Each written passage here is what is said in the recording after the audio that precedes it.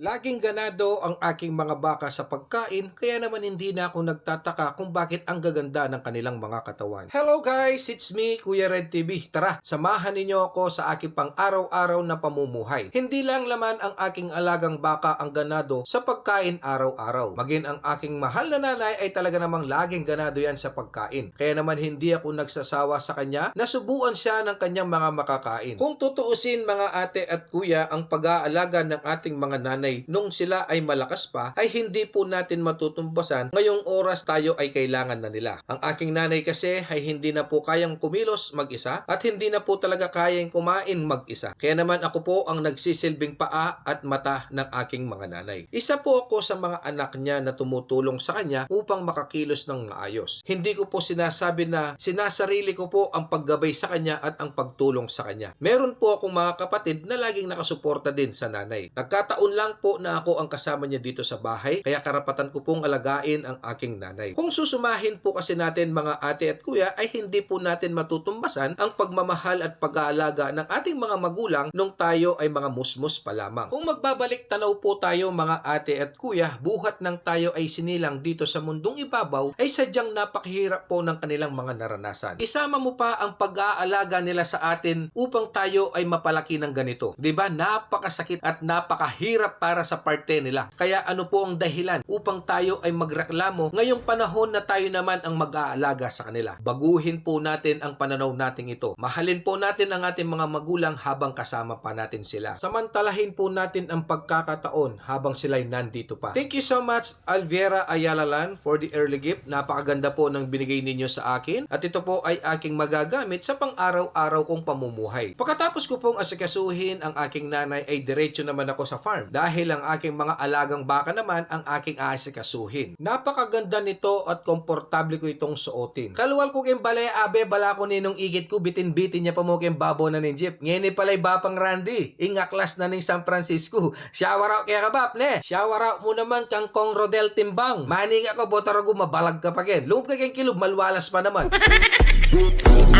Sa madaling salita ay inumpisan ko na agad ang aking paglalakad papunta ng farm. Dahil sa mga oras na ito ay kailangan nating may soga ang aking mga alagang baka. Sa pamamagitan ng paglalakad kong ito mga ate at kuya ay talagang nakakatulong po sa pagpapalakas ng ating mga katawan. Hindi naman po natin may kakaila na tayo ay tumataba na rin, kaya kailangan din po nating magpapawis tuwing umaga. Tulad na lang ng ginagawa ng aking kababaryo. Shower out po sa iyo kapitano, na tiyempon ko po kasi siyang nag-exercise mag-isa dito sa may PTT gasoline station Sapang Maysak, no? Nagdi-dribble po siya ng bola at yun po ang paraan niya upang siya ay makapag-exercise. Sa madaling salita, nakarating na din ako dito sa may farm at pinalabas ko na rin ang aking mga alagang baka. Kung mapapansin ninyo mga ate at kuya ay talagang ganadong-ganado sa pagkain ng sariwang damo. At kung mapapansin po ninyo mga ate at kuya, isa sa aking mga baka ay buntis na at yan po ay si Bebang. Yung isa ay nag-uumpisa ng maglande pero hindi pa po ako sigurado kung ito ba ay matutuloy na mabuntis. Hindi tulad ng iba dyan na nagpapanggap na buntis. May buktot ka pala, Jo. King alimom.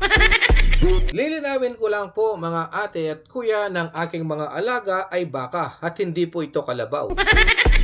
O makanano ring Luce, mag-comment lang kay kasanting darendang mulag mo, ano? Makanano ka rin, Diyos ko, loleng. Pagkatapos kong ipakain sa kanila ang mga sariwang damo na malapit lang dito sa farm, ay saka ko naman sila inilabas dito sa farm upang kumain naman sila ng mga bilasang damo. Dito kasi sa paglalagyan ko mga ate at kuya ay talagang natutuyo na ang mga damo. Pero tsinatsaga ko pa rin itong ilagay sila dito upang dito na sila kumain. Dahil alam ko kahit papano ay meron silang makakain dito. Tingnan nyo naman ang damo mga ate at kuya. Talagang natutuyo na dahil sa sobrang init ng panahon ngayon. Pero okay lang yan. Ang importante, meron pa rin silang kinakain. Sabi ko nga, kung ano ang meron ay yun ang kainin. Maraming salamat po sa panonood. Ingat po kayo palagi. Hanggang sa muli natin pagkikita. Paalam!